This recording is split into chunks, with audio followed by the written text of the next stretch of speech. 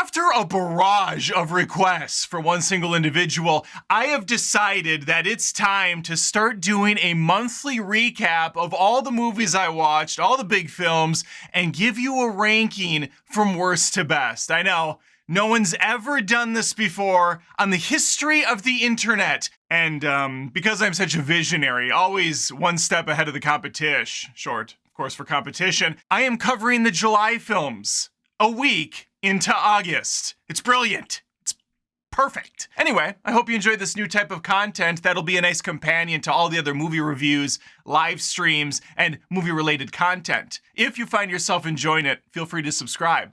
All right, let's begin.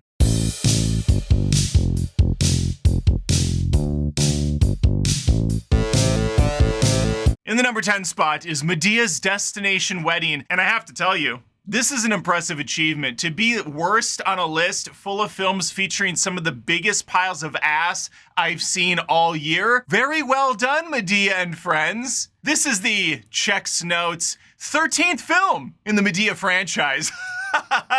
Kill me! And they continue to get worse. This one's a Netflix exclusive, so you know what that means. It's the bottom of the fucking barrel. We've got fart jokes. We got a super low budget. We got Tyler Perry smeared all over this film. He's producing, writing, directing, starring in this absolute pile of shit. Almost none of the jokes land. The story is nonsensical. And I can't imagine anyone who's a big fan of Medea watching this film and going, oh, these just keep getting better. This is a complete miss from top to bottom. Really, there's no top. This is a complete miss from bottom to bottom. And it's probably fitting that Tyler Perry's initials are TP because this bowel movement absolutely needs to be wiped up.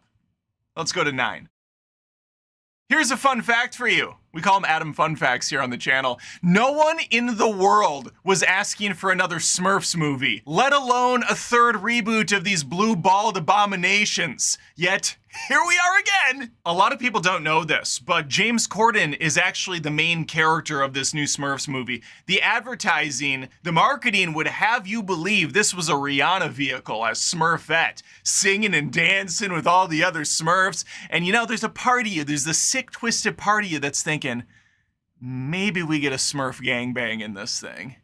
That does not happen. Instead, we the audience get banged by James Corden. Possibly the worst thing that could ever happen to anyone ever. With this new Smurfs, the writers have decided in their infinite wisdom to put the whole damn movie on James Corden's patented lack of British charm. This motherfucking Smurf named No Name has no value to bring to the table.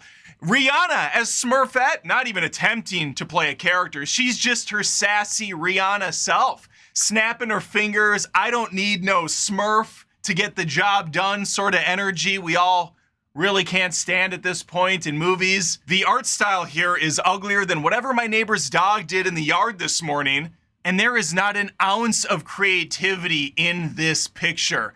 It's a perfect Smurfs movie, and it's perfect for the number 9 spot. Memba berries are a hell of a drug. Nostalgia has taken us places I never thought humanly possible before. And Happy Gilmore 2 was one of those places I never thought I would return. And I believe, yes, I believe it's the number 1 most watched, most streamed movie on Netflix ever. Happy Gilmore 2 is the culmination of everything wrong with modern sequels, legacy sequels. You bring back the original character, but you change him, you break him, you rebuild him in a different way, a less funny way. And then you have to bring back the villain, the supporting cast. And Happy Gilmore goes even further and has the supporting cast have sons and daughters, and they're in the movie and they have the same shtick. Why does Chubb's kid also have a wooden hand? Why does the guy that yells jackass in the first film have a son who also wears the same clothes and also says jackass? What the fuck is this movie? But Adam Sandler is not in this to make a great script or a great movie. He's in it to just have fun with his buddies and his family. His daughters are both in this. One of them's a lead character. His wife, of course, randomly has a part too. And listen, I'm not knocking him for bringing his family and his friends along. Plenty of directors and actors do this over the years. That's fine. But maybe, just maybe craft a good story and be true to the characters from the old film. If not for you, do it for us, the fans. And yes, there's a lot of people that are enjoying Happy Gilmore too, and to them I say great. I'm happy that the bar is so incredibly low that you're able to laugh every time they do a callback joke and then show the clips from the first movie again, like you've been hit over the head with a hammer so many times you don't remember the original Happy Gilmore. Couple spoilers for the film in case you are one of the 4 people that didn't waste your life watching it. Story for this film is ass. Happy kills his wife with a stray golf ball at the beginning of the movie. She's out of the picture. He becomes depressed and an alcoholic. Oh, and on top of that, he goes broke and becomes an alcoholic because she was in charge of all the financials. His millions of dollars, when she dies, they just go bye-bye. Hey, I have an idea. Let's repurpose the plot for Rocky V. You know, the one that most people agree is pretty bad. Let's do that for Happy Gilmore too. Shooter McGavin, completely wasted in this movie, used in the stupidest way possible, but that's up and down the block what you could say about this film. I hated Happy Gilmore too. And it's really a testament to how bad some of the movies were in July that this isn't ranked number 10 on the list. Let's keep going. Dumb, dumb, dumb, dumb. Jurassic World Afterbirth is dumb. Dumb, dumb, dumb. At number 7, we have Jurassic World Stillbirth. This movie is atrocious. Some have come to me in the comments, tears in their eyes, streaming down their face. Sir, Adam, it is better than the last one with the giant locusts. Why are you giving this movie such a hard time? It's about dinosaurs, and you're trying to think of the rationale and logic of people. It's about dinosaurs. Enjoy it, Adam. No, just because it's better than the worst thing ever with the Locust movie does not make it good. It's just better than Dominidum. It's still bad in its own magical ways. We're so far removed from the greatness of the Spielberg film. I mean, honestly, The Lost World, which I don't really care for, is like leaps and bounds better when you compare it to some of the recent Jurassic World movies. Now that thing's looking like art. The people are so incredibly stupid across the board.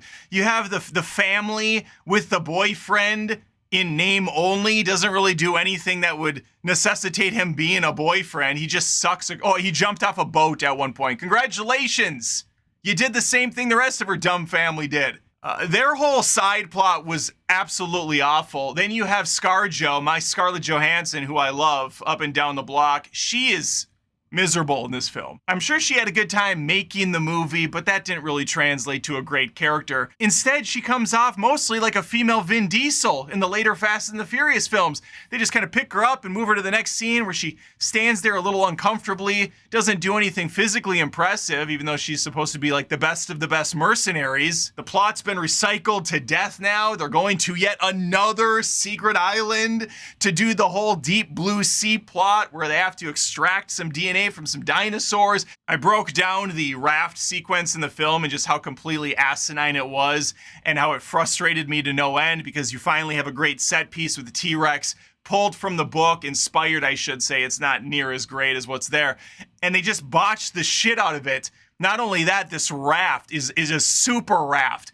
It withstands the jagged rocks. It withstands the sharp teeth of a T-Rex. It comes out unscathed. There is never an inkling of a possibility that anyone in this movie is gonna die. When we're this many movies deep, you have to give us a little bit more at stake. But no, Jurassic World should have aborted, instead doubles down on cute dinosaurs, giving our little Dora the Explorer girl with her backpack a cute little dinosaur that you can pick up at your local store. It's got these new hybrid dinosaurs, including a raptor that flies? What? And then they do nothing with it. And since this is a new Jurassic World, we have to have our new version of the T-Rex. This one simply referred to as the V-Rex.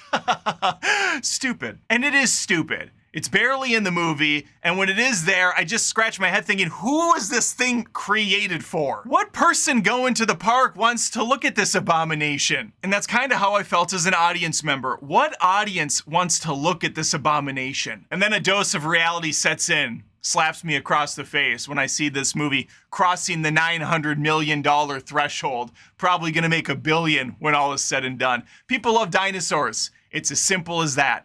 Big budget dinosaur movies do very well, and I fall for it every time, just like a lot of other people do. This one's gonna be better. This one's gonna be different.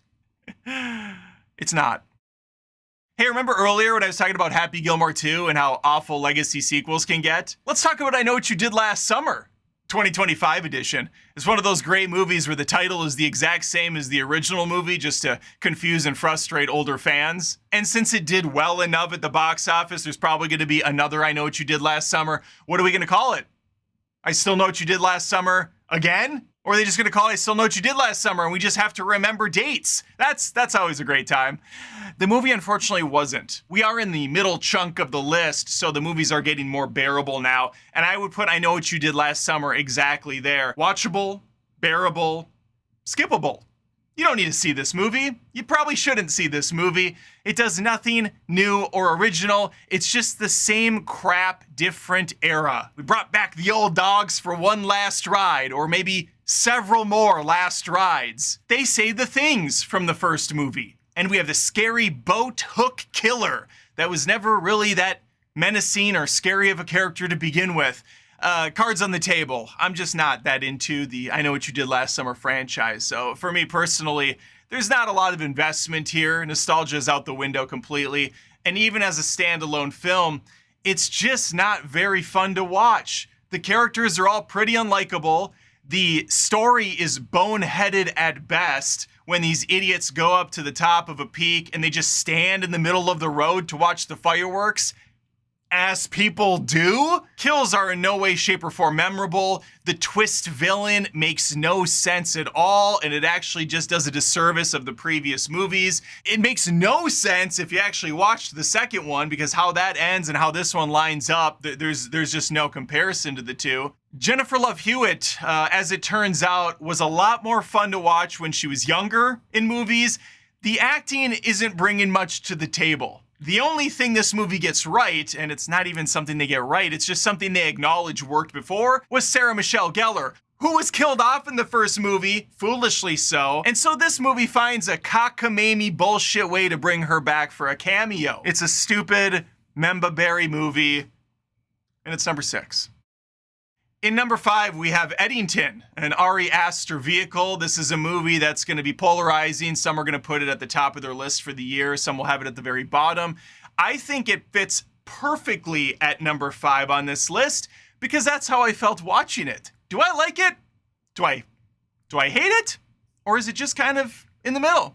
And I think that's where I stand with it. Ari Aster seems to be getting a lot more crazy as his films go on. As insane as this sounds, Hereditary is his most grounded film, with Midsommar leaving the railroad station and Beau is Afraid going completely off the tracks. And here we have Edington, a COVID Western film playing off real-world events in a fictitious town with fictitious characters and a setting that has definite real-world inspiration. The narrative is very messy, though. It's definitely taking shots at the left and the right, the politics of everything, the way we act as a society when something goes even a little wonky. There's definitely interesting stuff in this film. It's shot well. Pedro Pascal's naturally in it because July had 18 Pedro Pascal movies.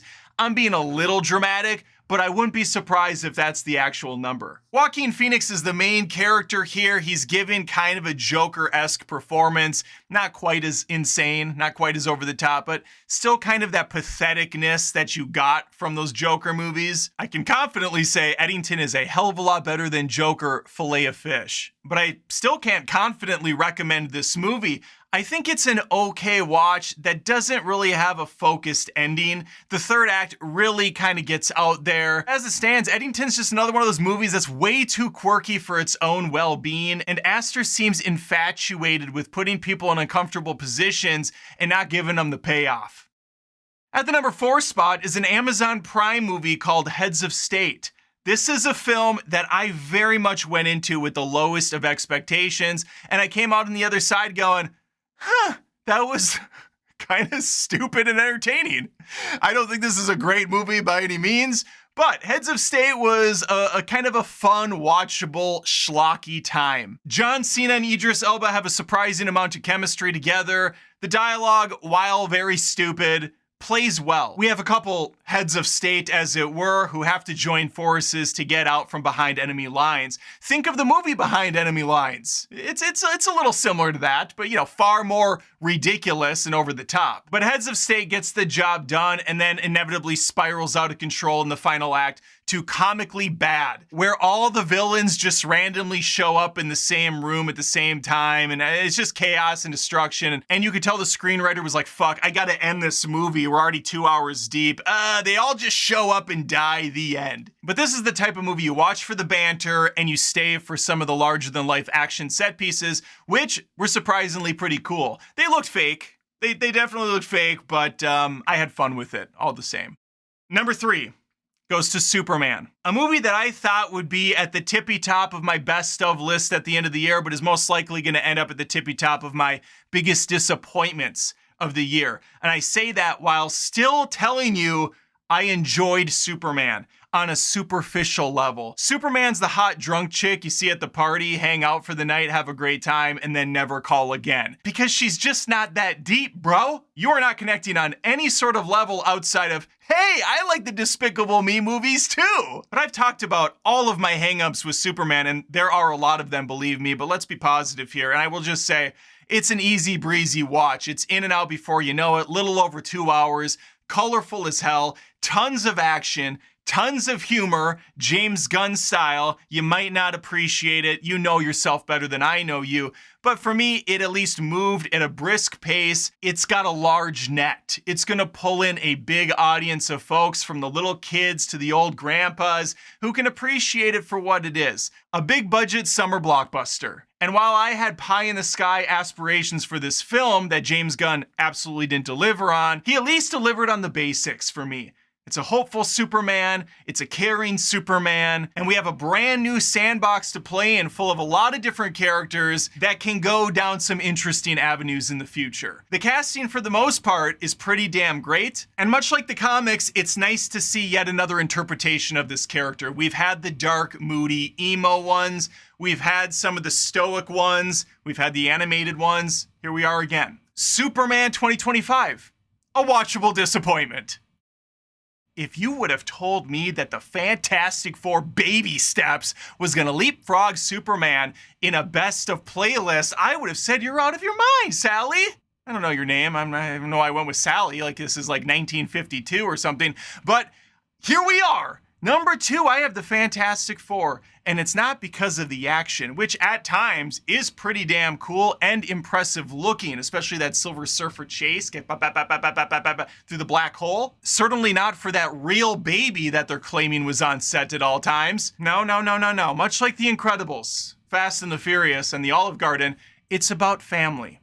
And I believed in this Fantastic Four. I believed in the rock guy trying to find his place in this topsy-turvy world. I believed in the fire dude wanting to impress Stretch Armstrong. I believed in the power couple trying to save all of humanity. And I even believed in their cute little CG baby from Twilight. I thought the Silver Surfer, Shaw Ball, or Shamalama Ding Dong, whatever the hell her name is, was cool looking. I appreciated the silver ass that was on display. I appreciated the effects for the most part, and I appreciated the backstory they gave her.